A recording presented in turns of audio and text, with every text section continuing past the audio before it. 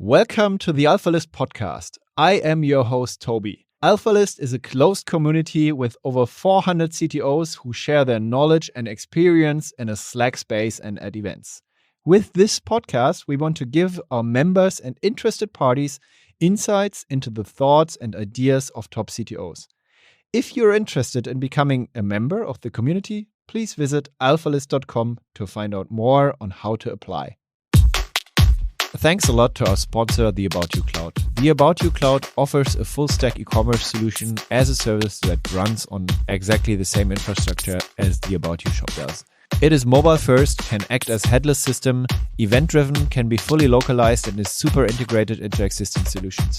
Besides that, it is designed and developed by a really smart CTO and friend of mine, Sebastian Betz. About You has set up a task force for retailers and brands that want to be quick in the COVID situation. This task force will help you with the launch of your shop, as well as with fulfillment, marketing support, and internationalization. Simply write to hello@aboutyou.com to be supported by this task force.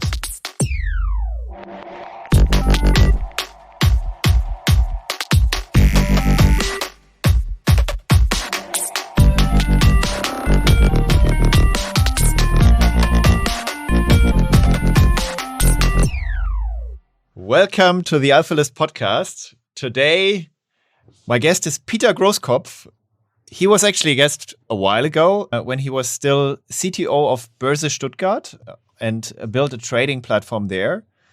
And I kind of like the idea of looking a bit deeper into the universe of crypto. I mean, it's kind of a very hyped topic. And Peter just quit his job to actually build his masterpiece, a decentralized finance bank. Maybe, Peter, you want to tell us a bit more about that and your crazy brainfuck topics.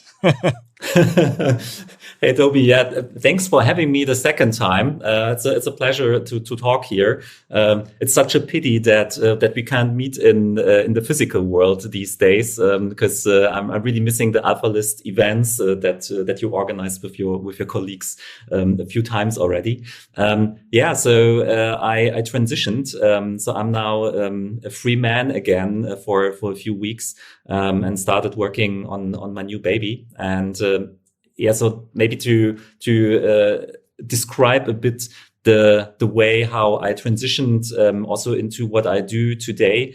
I worked I helped to start Solarisbank a few years back, which is a bank that acts as an API endpoint for fintech companies, offering kind of technology to them so that they can offer banking business, but also a license. That has been an incredible ride because it has been my first touch point with banking at all, and so I learned a lot how banking and how the finance world works.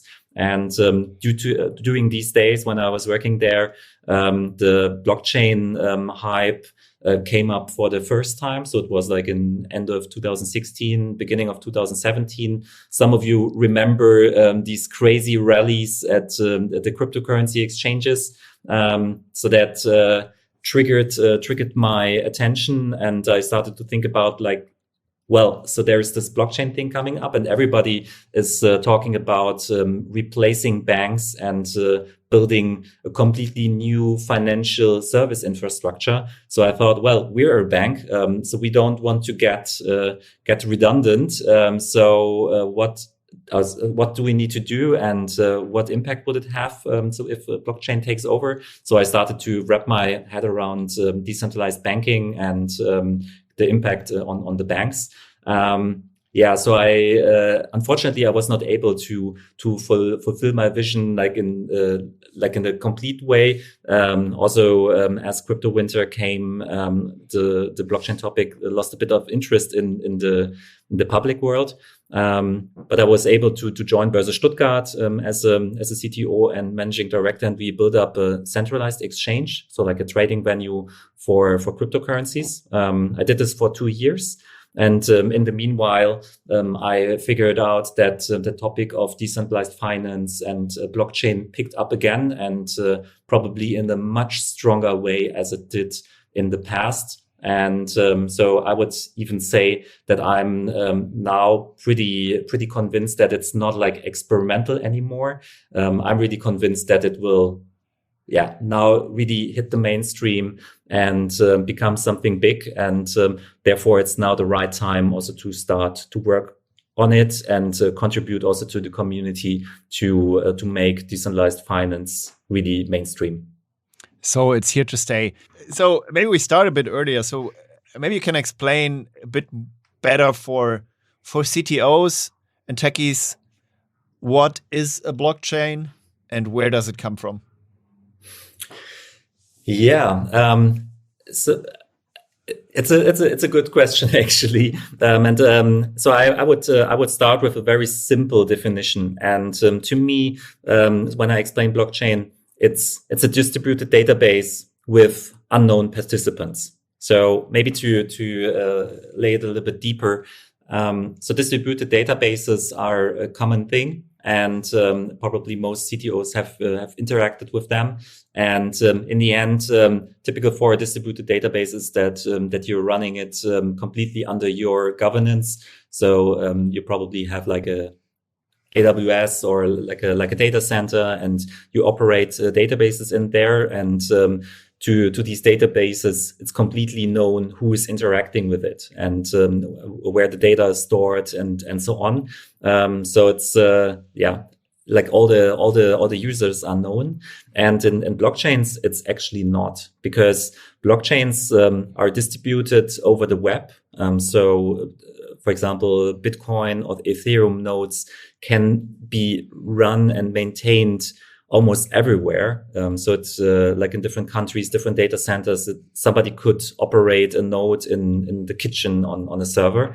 And in the end, everybody is interacting with the system. And therefore, you need to install consensus mechanisms and certain ways of interaction so that you can really be sure that the data that is stored and added and kind of changed in this distributed database, that it's always valid and not manipulated. And that's actually the big difficulty also for blockchains, and where I would also say where the big innovation is coming from. Because also if you look back into computer science in the past. So there's, I think we all learned in university back in the days, kind of from the big computer scientists who figured out certain problems in computer science that had to be solved. And one of them has been this two generals problem. So kind of the Byzantine generals problem, where two generals are attacking one city, and the city is in the middle of them too. And now they want to find an agreement on when to attack the city. And actually, the problem is that if only one of the two armies attacks the city, so they will lose. They can only win when both armies actually attack at the same time.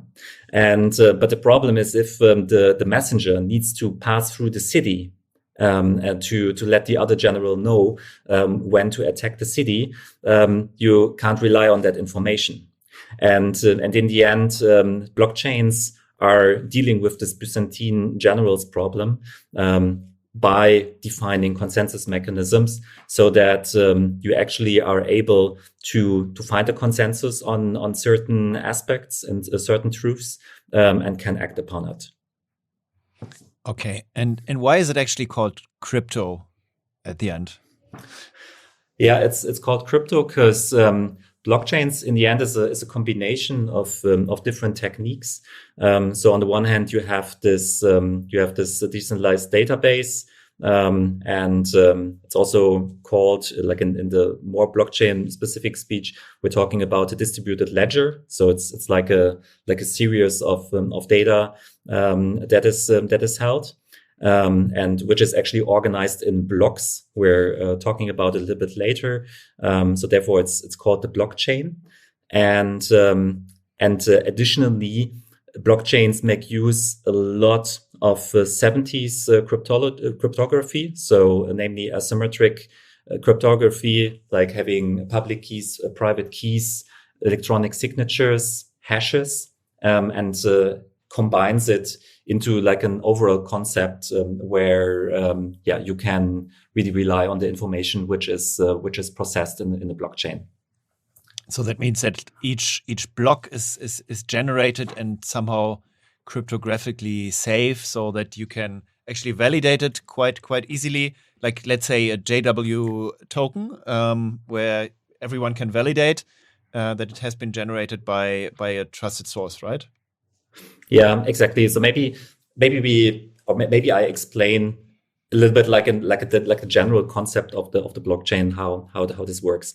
So in the end, it's about making transactions, right? So if you take, for example, the Bitcoin blockchain, it's about making financial transactions, and the whole idea is that if somebody wants or somebody triggers an interaction, if somebody triggers a transaction, then I didn't have enough coffee today.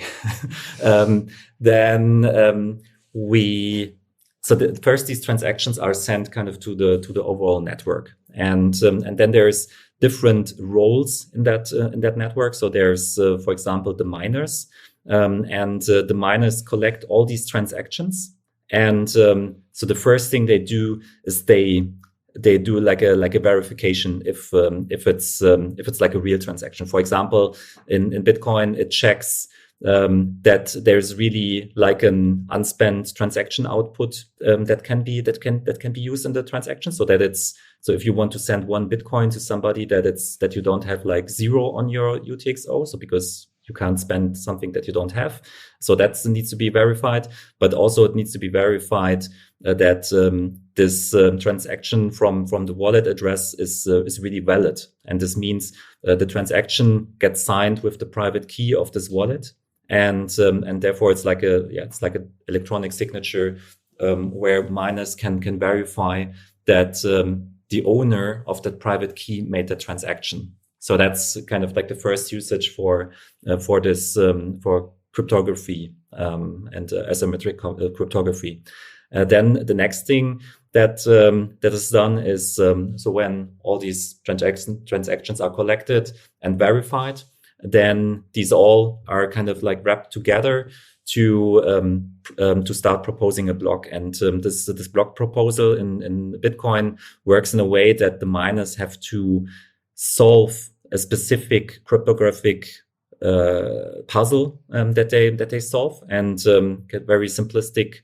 It works in a way that they have to propose a block that has like a specific amount of zeros kind of in front of the address, and that's kind of like and in the end they take the transactions, they create an hash, and they look on the result of the hash, and if this result of the hash doesn't match to these amount of numbers that's in the hash address, then they try again by adding there's like a field where they can put different characters in there, so different input, and then they recalculate the hash again. And this is performed as oftentimes up to the point that kind of this hash address matches the difficulty of this puzzle, and then this block is proposed to the whole network and gets verified again, and so on, and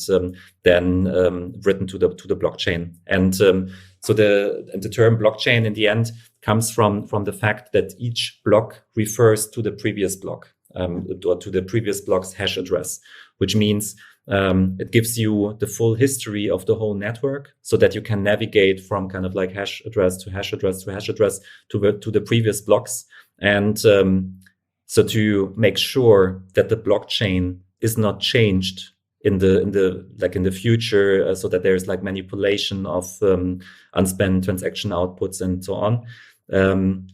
In the end, hashes come in again, because once you change like a number in previous transactions, the whole hash would look completely different, and in the end, the blockchain wouldn't be consistent anymore. And so kind of like very simply speaking, all these usages of different technologies, so using hashes, using asymmetric cryptography, and using this concept of the blockchain wrapped up all together, like with a consensus mechanism, makes the specific blockchain.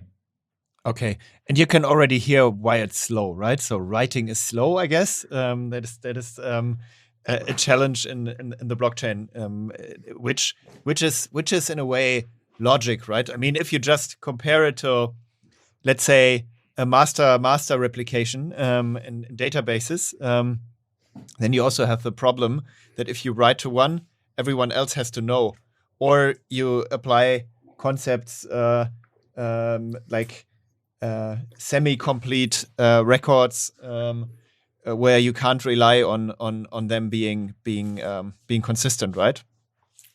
Yeah, exactly. And also the speed the speed also correlates with the type of blockchain, if you want. So, for example, so when talking about a distributed database, like in the introduction, it's kind of the participants are known, and therefore you don't need to spend so much energy also into such a consensus mechanism and to really validate every participant. And so there's, for example, blockchains. They're called permission blockchains, and it's in the end private blockchains, consortium-based blockchains. So there's different terminology for it. So like Corda, like Hyperledger, there's also an enterprise Ethereum, and you can run these blockchains on your own infrastructure and or also in a network where all the participants are known. And so there's also a term for a consensus mechanism called proof of authority, which in the end says that once the participants are known to the network and you need to kind of apply for being part of the network and so on and so forth, you can actually give much more trust to these participants, and therefore you can lower the amount of work that you need to put into the consensus algorithm, and that usually also makes the blockchains faster. But still, and it's so that it's probably my personal opinion, but also covered in the wild world by others. So I always said that, to me personally, permissionless blockchains, so public blockchains like the Bitcoin one, Ethereum, Tezos, and so on, that's to me the real blockchain, because due to the fact that it's public and that everybody can interact with it and so on, this really makes the innovation, and this also really creates this paradigm shift that we also will talk about today. Yeah, true. So otherwise you just have like a master database which is distributed amongst your bank, for example. If I'm Deutsche Bank, I would potentially go for something like that, right? I wouldn't go for the public chain, but I would try to build my own internal blockchain, which would then just be like a collection of nodes that I host somewhere, right? Yeah, and it's also these discussions that I sometimes have amongst the CTO group or with other CTO peers, because in the end, we are all technology driven, and we really love the technology that kind of makes our digital world. And but in the end, for the user, usually doesn't care. And therefore, you can build an application that's running like on a centralized system or like a service-oriented architecture or whatever, and it will produce the same results mostly. But you can also build it on blockchain and Web3. So I see positive aspects coming from this like public. Really having public information, public infrastructure, public data, and giving everybody the ability to interact with it. But still, it's just, if it's about building something in an MVP way and solving a problem for a user, doing it with a blockchain and build up your own node infrastructure probably wouldn't, for many problems, not be the starting point to solve it. Okay. You just mentioned one buzzword, which is Web3, which I think comes from the Ethereum world, right? So I think it's really like a good starting point to actually look at Ether and Solidity, the programming language, which is quite close to JavaScript, and actually see what are the use cases there. And as far as when I looked into it, it was mostly gambling. So there were like a lot of gambling projects. I think which now went over into like the new buzzword NFT, where you can trigger a transaction from your browser with a browser plugin, and you have an API called Web3, which you can use to trigger a transaction. And with this, you could, for example, interact with crypto countries where you could buy like a virtual country in the Ether world, which would be like permanently yours, and people really pay money for that. I don't know how this developed. Maybe you can give us a better feeling. I mean, will you build your DeFi bank on behalf of Ether, or how? What are you going to do? Yeah, so maybe I start a little bit. I start a little bit earlier. So there's like I said, like a bunch of different blockchains these days. And from my point of view, there's like a very fast development from, let's say, first generation blockchains to second generation blockchains and third, fourth, fifth. So it's developing very quickly. And to me, Bitcoin is still like a very stunning example for technology, because it was possible to build up like an alternative financial system to trigger transactions worldwide within like 11 years. And there's like a heavy usage on it. It's stable. So you haven't heard about hacks these days anymore. So it's really, and in the end, it solved this problem of consensus amongst unknown parties, which I'm super impressed, and where I really can say like it's amazing that this technology is out there and that it was invented. Kind of the second project that came into place is Ethereum, and Ethereum slightly covers a different aspect for the blockchain. So in the end, when Bitcoin is kind of a new financial infrastructure to wire money from A to B, then Ethereum is more this decentralized supercomputer where you can build decentralized applications. And this is something fundamentally different. Well, there are definitely Bitcoin maximalists saying, yeah, we also have the script language. So this language is called script, and you can build very simple tools on it. And in the end, Ethereum also was kind of a reaction of seeing people using script for building smart contracts and applications on top of Bitcoin, and figured out that there's a demand to come up with a new blockchain concept that enables application developers to build real decentralized applications. In the meanwhile, this whole topic also got developed further. So there's like a lot of different blockchains. There's Solana, very popular these days, also to build blockchain applications. There's forks of Ethereum where you can build applications on top. But still, I would say also for the development of Web3, Ethereum is the most important project also to have a look on. And now to respond to your question.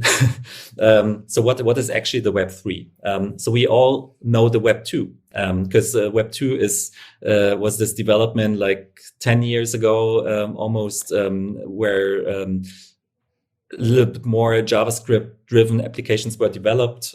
Some of you still know the word Ajax. Haven't used it for a while now, because it became so common. Wasn't Tim O'Reilly the one who actually invented Web 2? Wasn't he the one who said, yeah, this is the Web 2.0? Yeah, so I think there was something like that. And he organized these huge conferences and so on. But yeah, so the Web 2 was kind of the social web. So people interacting in social networks. And like on the technical side, there was actually, it was also a whole old horse because it was possible before, but it became this shiny name Ajax, so that you were able to interact more interactively with web applications, having tiny updates in your user interface and become a little bit more, get this like fat client behavior for applications. And in the end, the term Web3 was formed by the also so-called Web3 Foundation, which is a group of people that propagate a new way of building applications for the future. And in the end, as also the blockchain development, so we probably all have heard of the story where Bitcoin was invented, kind of as a really very libertarian project of really to have like a new banking system, and developed by CryptoPunks, so people who really want to stay anonymous, and who also are a little bit afraid of interactions of governmental offices. And in the end, the Web3 can become the internet that we all wanted to have like forever, because so we know the web, the internet was developed as a technology that was supposed to run even after a nuclear war. So it was developed by the American army, so kind of as a communication system, which is really able to maintain communication even if some of the nodes are down. And the web that we find today is kind of semi-centralized, because so there, for example, in Germany, we had this net neutralism discussion going on for quite a while. So where the telecom providers can take decisions how much traffic to route to which company, and only if they pay more, then Netflix gets more traffic, and so on and so forth, which is in the end the complete opposite of having a free web where everybody is able to interact and can do whatever he or she wants. And with Web3, we now can navigate much more in that direction again, because the whole application stack that you're using to build applications is based on decentralized technology. So it starts with, for example, the Ethereum blockchain. So what makes it so special? The Ethereum blockchain, you have the concept of so-called smart contracts. So what are smart contracts? Smart contracts are tiny programs that are developed on the Ethereum blockchain, and they're written in Solidity, which is the proposed language for the Ethereum blockchain. And in the end, you write applications that you deploy to the Ethereum blockchain. So which means that it's kind of a public infrastructure that runs your application. It's not like AWS, where you are the only one having access to the data center, and where you can do some private operations and so on and so forth. It's source code, which is public, so it's really visible on the blockchain, and it's accessible by everybody. And in the end, in the Web3 world, you build your application layer, so kind of like where all the logic is, on a public infrastructure that everybody can see, which is like a big paradigm shift. But what's the advantage of it? So in the end, once you write a smart contract and you deploy it to the Ethereum blockchain, it will run forever. Yeah, and especially when coming back to this aspect of net neutralism, and that there might be governmental interactions or actions to stop a service or something on the Ethereum blockchain, you're able to write code that runs forever, which is especially for these libertarian mindset people, it's like a really great way to go, because you can develop a neutral web. And in the end, the blockchain is used then for transactions. And so if you build an application, like a simple application on the Ethereum blockchain, it works in a way that first you need to have, of course, like a website with JavaScript for the starting point, and you would kind of sign up for your domain, you would do it on Unstoppable Domains, which is like a completely uncontrolled DNS provider. So also where you can get a domain and it will never stop running. Also kind of different to DNIC and all these providers. And who pays for it? So you're paying for it. So it's in the end, it's using the Ethereum naming service. And you pay with Ether for it. Oh, really? And if you stop paying, then it's also stops operating, or? Yeah, so you sign up like for also a certain amount of time and so on.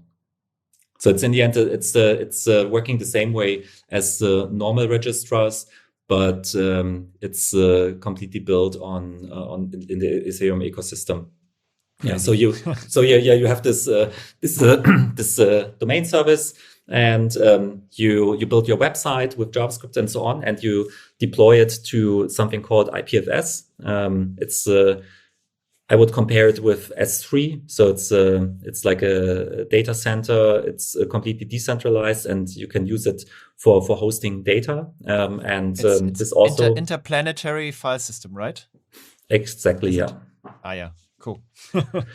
Yeah, and so it's in the end, it's like a decentralized S3, and once the user opens your site, then he or she needs to connect with a wallet. And you also said it a little bit earlier, the most prominent wallet is MetaMask these days. So it's integrated in the Chrome browser, and in the end, you click the sign up button, then MetaMask gets triggered in your browser. You verify, kind of you enter your credentials and so on. So in the end, you connect the wallet to this application that you have built. And from that point on, there's not kind of the website or kind of like the browser runtime interacting with this decentralized application anymore. It's this wallet interacting with it. So for example, if you want to trigger a transaction or make a trade or want to buy an NFT or something like that, in the end, this kind of like the item that you want to buy triggers the transaction. You sign it with your wallet, then some ether or some virtual currency is transferred, and then the transaction is done. And kind of this like the record keeping for this transaction is done on the Ethereum blockchain. Okay. Yeah. And then you are like a legitimate owner of one transaction essentially, or of like one hash somewhere. Yeah, exactly. So like I described earlier, it's again using this concept of asymmetric cryptography. So you have your wallet, and your wallet is your wallet because you have the private key of that wallet.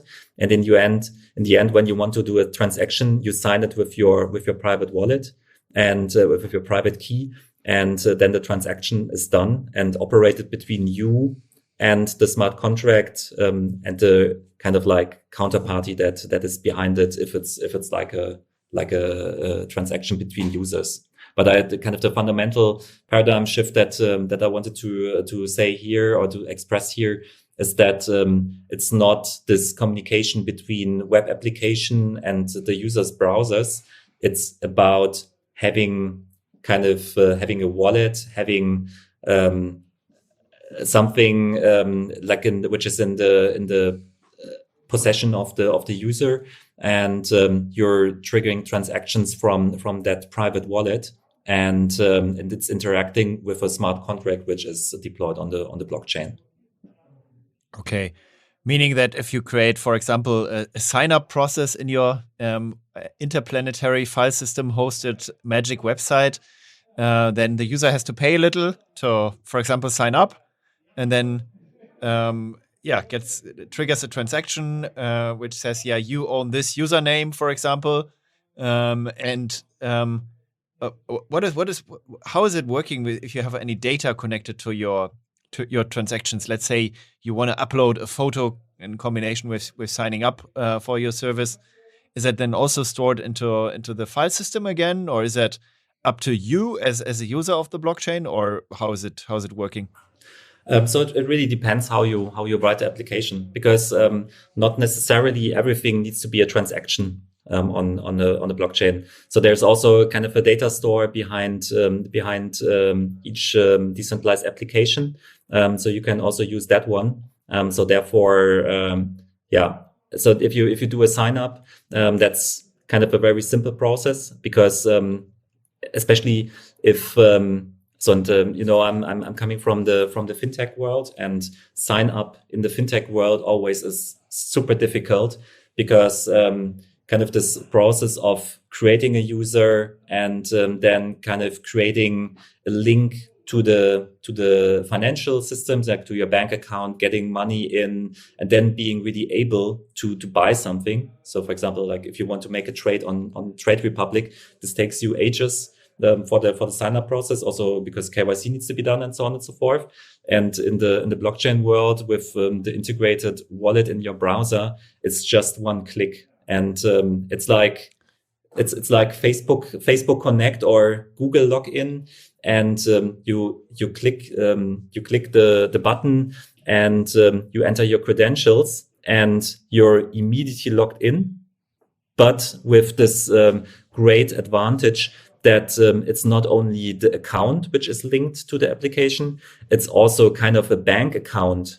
So with some currency which is connected to the application, and so therefore there's probably also the reason why decentralized finance was growing for the past 6 to 12 months a lot, because the sign up process is very easy, and the kind of like the barrier to start interacting with new platforms for financial products became so low that people very simply just try out stuff, and because you can, and that's that's not that easy in the fintech world.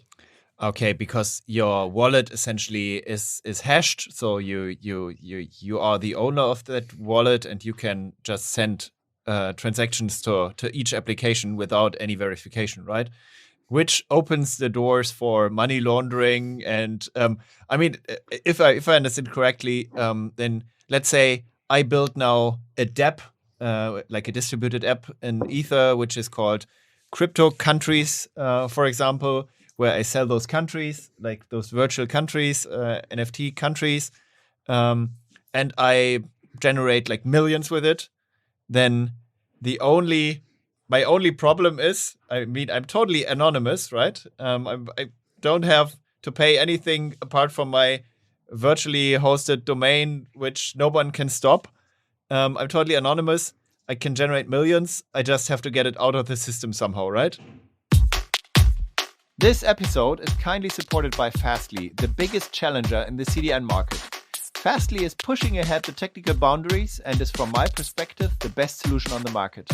Fastly is known as one of the key drivers of the Edge Cloud movement. Well-known customers of Fastly are Shopify, the New York Times, Reddit, GitHub, and many, many more. If you want to try it all with first-class support, just go to fastly.com/alphalist.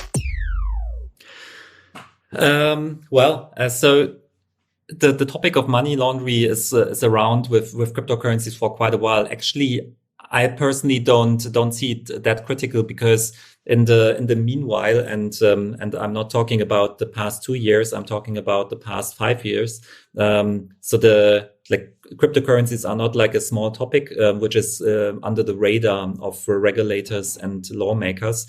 Therefore, there's rules in place for quite a long time that in the end always comes into play once you have transactions between fiat money, so kind of like classical money, and crypto money. And so, for example, if you pay in euro to get some Ether, or if you sell Ether for euro and want to wire it somewhere, so then usually the controls are set up and come into play, and therefore, this economy that I just described with non-custodial wallets, so where people have Ether, they sign up and buy, I don't know, an NFT or like a country from you. It relies on the idea that people would not be able to get Ether, because if you want to buy Ether or some cryptocurrency to sell to buy something on your platform, then they would have been KYC'd. And many decentralized applications, many decentralized finance applications use, for example, services like Ramp or MoonPay, which is bridges between the fiat world and the cryptocurrency world, where you do, for example, like a card transaction. But if you do it, you also have to KYC. But I still could, let's say, take an empty suitcase, travel to Israel, go to like some ATM there, some Bitcoin ATM there, and have a fake mustache and just fill my suitcase, right?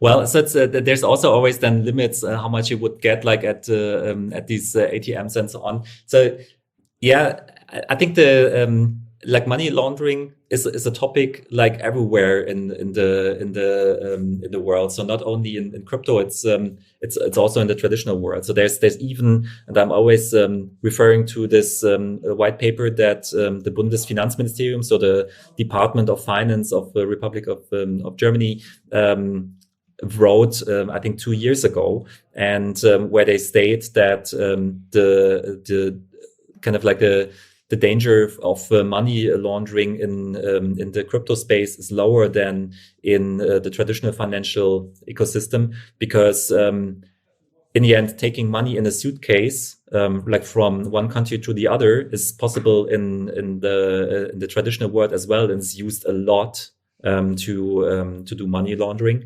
And in the Bitcoin and in the crypto world, each transaction is written like in the public internet, which means so that's something I said a few years earlier as well. You're able to hunt kind of criminals with tools of tomorrow, because everything which is written in the blockchain stays there forever. So which means if you develop better tooling, and many money laundering monitors work in a way that they kind of try to gather as much information of Bitcoin and Ether addresses as possible, and try to kind of locate them somehow. So kind of that could be maintained by somebody from that region, or also specific persons. And then this the blockchain step by step gets a little bit more known, and therefore you are then also able to find the people who did criminal action.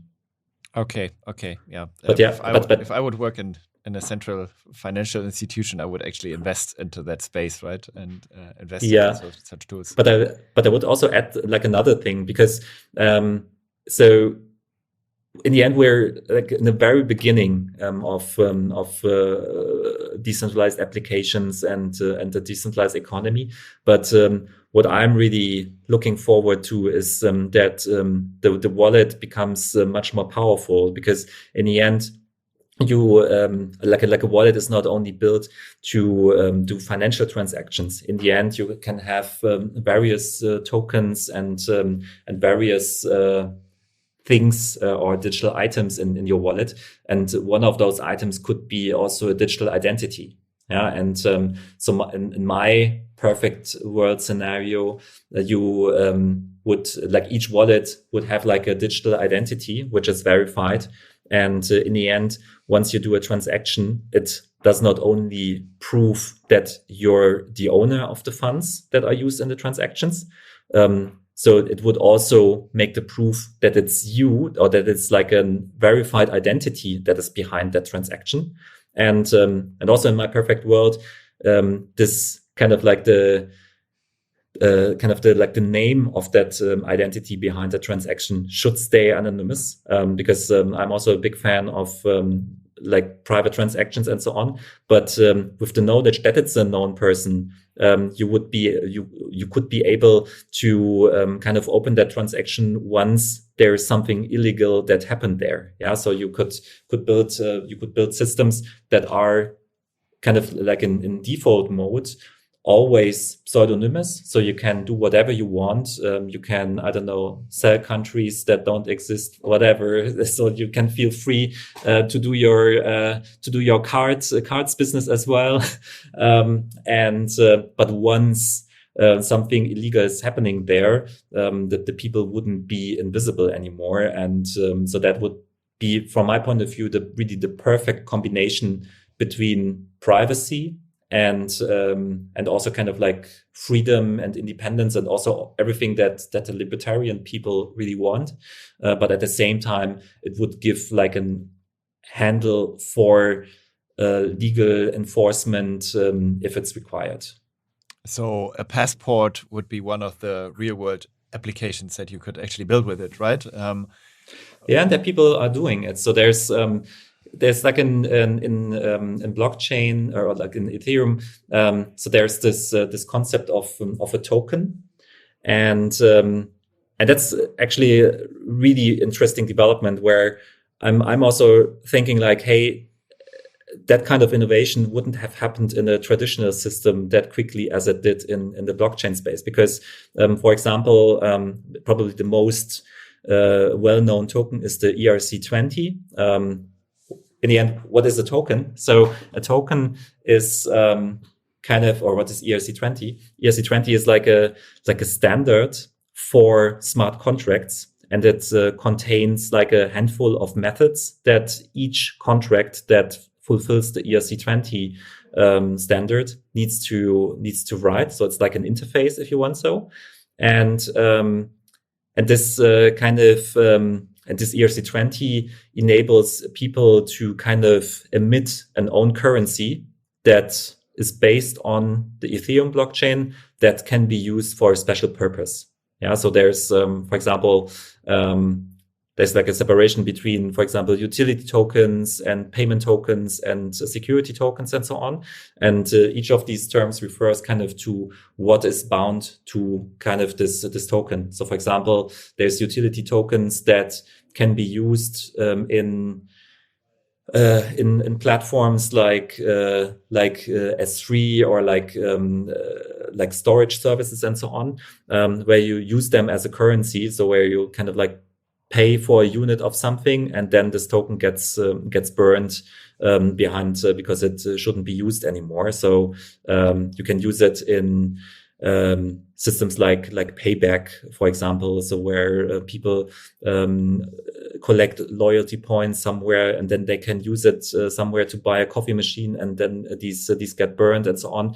All these kind of things you can build with tokens, and tokens. And token development and token standards have been like a continuous stream of development in the Ethereum ecosystem. So there's also the ERC 721, which is probably the most hyped token right now. It's the NFT, the non-fungible token, which implies the idea that you can create tokens that are unique. Yeah. So, like probably we both, in our childhood had these Panini, albums, so where you collect stickers of Lothar Matthäus and famous soccer players of the past, and, you exchange it with your friends in school.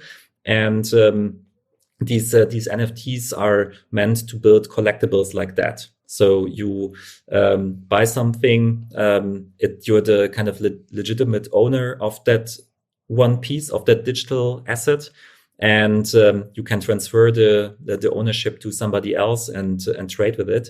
And it's like, so especially in this space, for the past 3 or 4 months, there's like an insane hype going on because people are monetizing their digital art with it, and not only kind of paintings or creative artworks that are kind of that come with that NFT that gives you kind of gives you the proof of ownership in that piece of art. People are also thinking about using it in music, so that you're the owner of some piece of music, or that kind of an artist is able to still participate in payments also in the future. For example, an artist can create a digital a digital artwork, sell it, and then the smart contract gives him or her like a fee of some percent of each transaction that's also done in the future, and that's kind of also like a way of monetization for artists that hasn't been there, that have never been there, because once like a piece of art is sold, then kind of it's out of your ecosystem. But yeah, and then maybe also to name as also another token project, there's also like an Ethereum identity standard, and this in the end is the idea also of having like a token representing a digital identity that is verified, and yeah, so in the end, it's super interesting to see all these developments going on, and in the end, so if somebody has an idea, it works in a way, the standard gets proposed, then it gets public, and then people start using them, and therefore the development and new standards is super quick, and probably maybe also to make this refer to the traditional world of building applications again. So in the traditional world, you would kind of propose an API standard, and you would make it public, and then you wait for adoption. And in the blockchain world, this goes like very quick, and probably way quicker than it ever has been in the traditional world. But you just mentioned the word adoption. I think one of the challenges will be, or still is, that whenever you want to use something like this, whenever you want to buy a certain ERC 721 token, you need to have that browser extension, right? You need to have the Web3 extension, and you need to, you need to use it, right? Yeah, but you're not bound to MetaMask as with a browser extension. So it's in the end, MetaMask is one example of a wallet, and but that's it. But there's like many kind of wallets, and probably if you're like hardcore technical, you can also do all your transactions in the command line. Yeah, so that's in the end, the smart contract and the blockchain doesn't care about the tooling that you're using, and therefore there's also a lot of mobile first wallets. So there's like browser based, like web based wallets, and so on. And there was like developed also a new standard. It's called Wallet Connect, and this just makes sure that each of these wallets in the end connect to your application that you're using, and this creates this feeling of so you just click connect your wallet in your application, and then you can choose what wallet you're using, and then you start interacting, and it jumps like between devices and like between web and native apps and so on. So it's in the end open to you what you use. So I could also, if I have like a traditional company and I want to invent my own virtual currency, I could also do that, give that to my users by providing them some wallet through my classical database that then connects to those tokens. Yes, but if you're a company that provides something to clients, you always need to have a very deep look into also regulatory aspects of it, because so it somehow also sounded to me that you could become like a custodian of your users. And probably you don't want that, because that's regulated business in Germany these days already.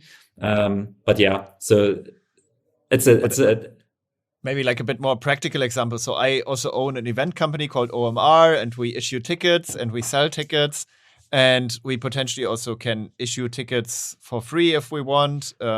We can, let's say, build something like a point system like Payback or something. And we don't want our users to have the Web3 extension or the MetaMask extension in their browser. Would this be possible without any regulatory aspects, or? Yeah, for sure. So in the end, you would create a token, you would sell it to the users, and in the end, the users need to have some sort of tooling at their hand. But in the end, so there's also the concept of paper wallets, kind of where you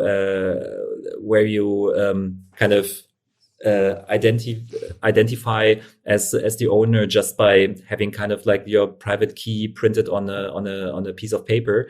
So in the end, you could make use of that idea as well, kind of to print tickets, and then people go to the event and or they just sign. Or they just show the QR code at the event, and then they are able to enter.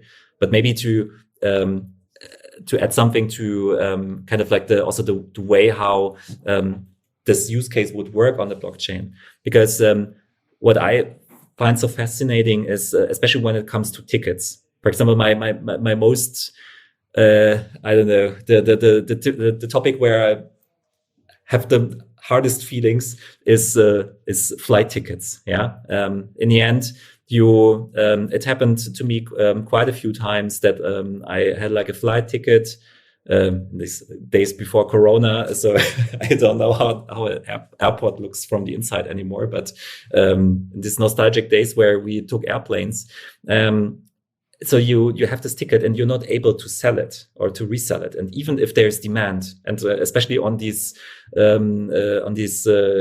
destinations between, I don't know, Berlin and Munich, there would always be somebody who would take your ticket, but it's not a liquid market and I can't resell it. But even if you would be able to resell something, I don't know, kind of like for the soccer final, like for World Championships or whatever, there's these insane prices, and where kind of the black or gray markets go crazy and sell stuff for just insane prices, and probably even tickets that are not real or are just a fraud.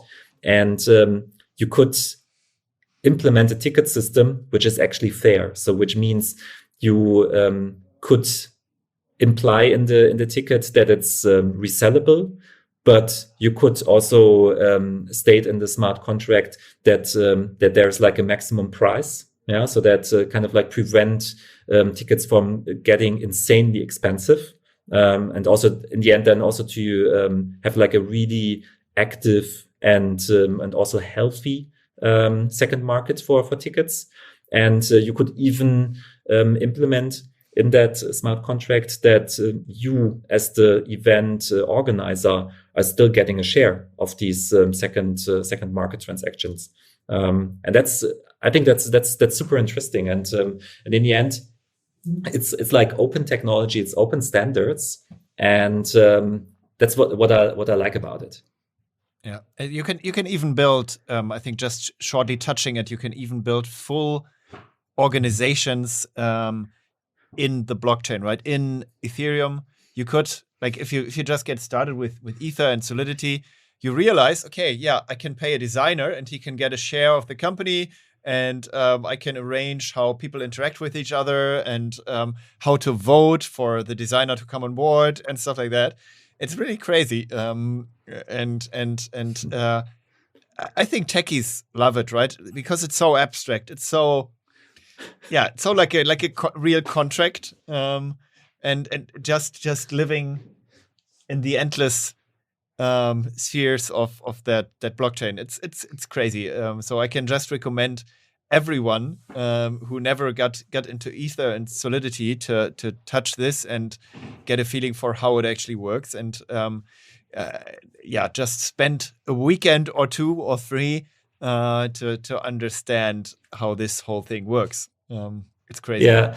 So there's, I think we're now talking for an hour, but there's probably still, I don't know, we're just scratched the top of the iceberg, and we're still above the water line with all the topics. So kind of the one that you just referred to, the so-called decentralized autonomous organizations, which in the end is like an abstract concept of having like a full digitalization of corporate governance of an organization.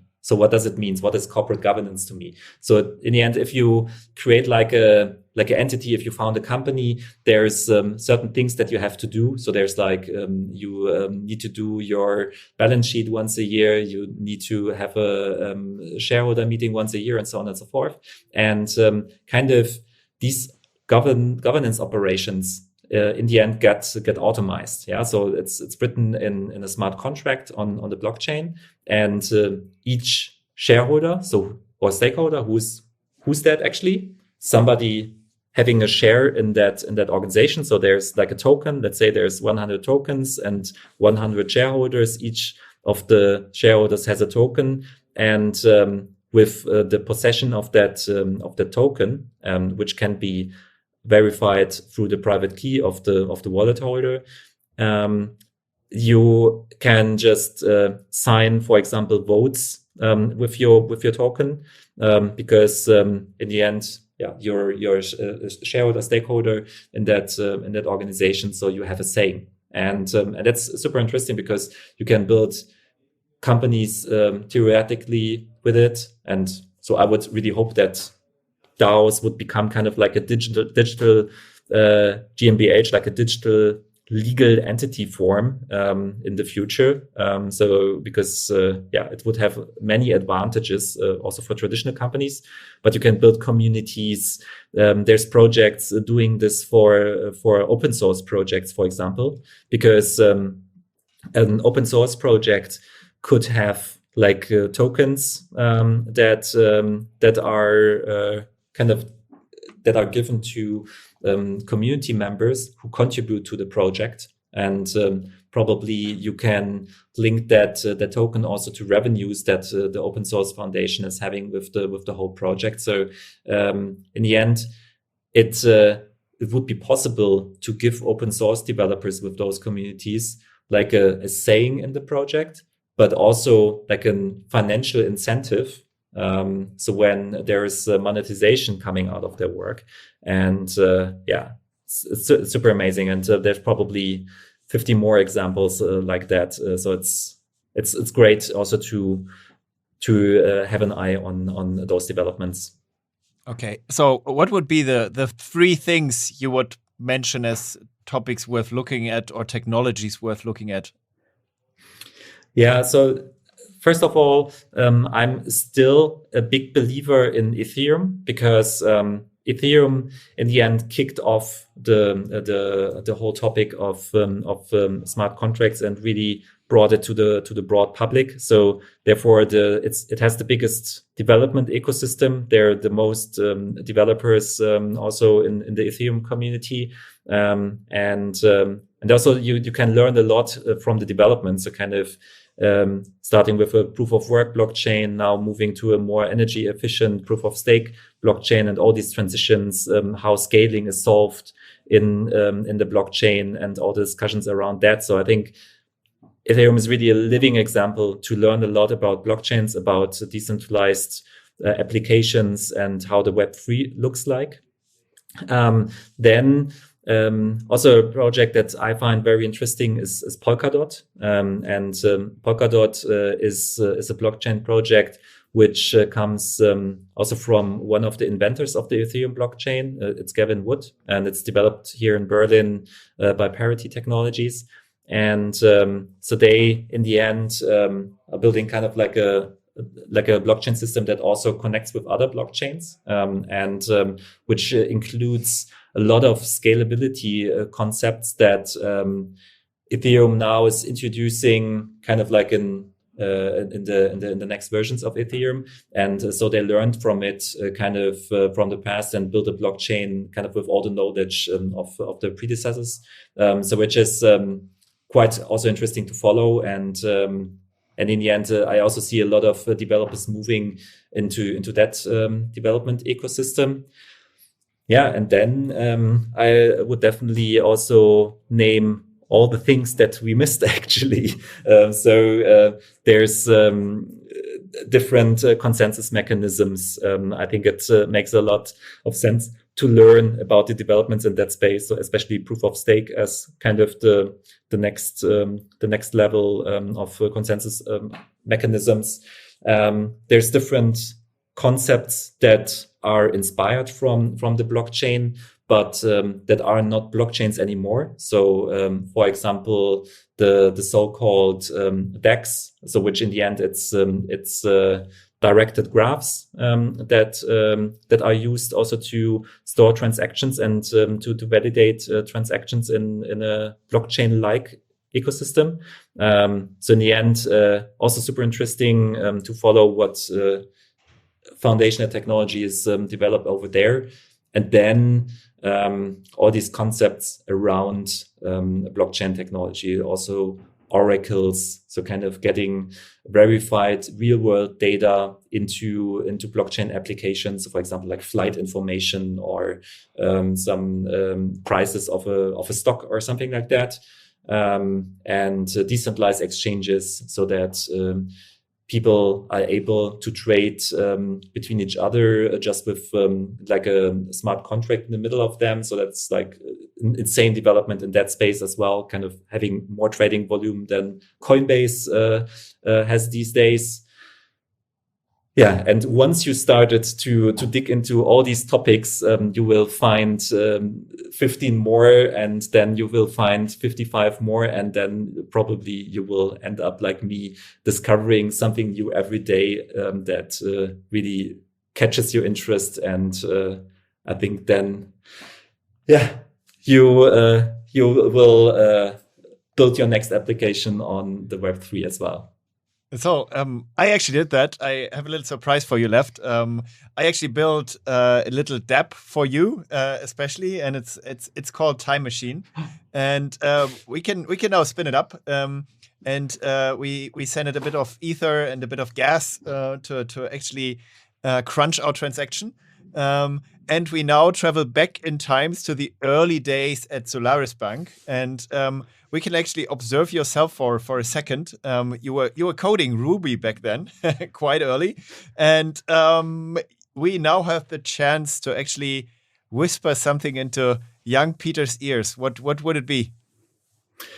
Well, you asked me that question already once before, and I don't remember what I said there. Damn it! But still, I would say. Well, Peter, you're on the right path. So I think it's because you mentioned a few things in your introduction, like there was the word Ruby, there was the word Solarisbank, and in the end, if I wrap up the past 10, 15 years, it was always about like looking into something new and staying curious and staying hungry for new developments. And first you start with Ruby, then you work in financial industry, and now something completely new, like a paradigm shift in development happens, and you're part of it. And therefore, I just can give the advice that I would give little Peter, I would also give to everybody. Just always look for these new opportunities and these new developments in technology, and kind of adopt them, help them to grow, develop your own projects and make them public. I think that's all bringing us forward.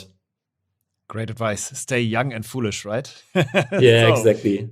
Thanks a lot, Peter. It was fun talking to you, and really an interesting topic, which I think we can potentially also tackle in a later episode again. It's so interesting and so hard to actually climb the first step there. So you helped a lot.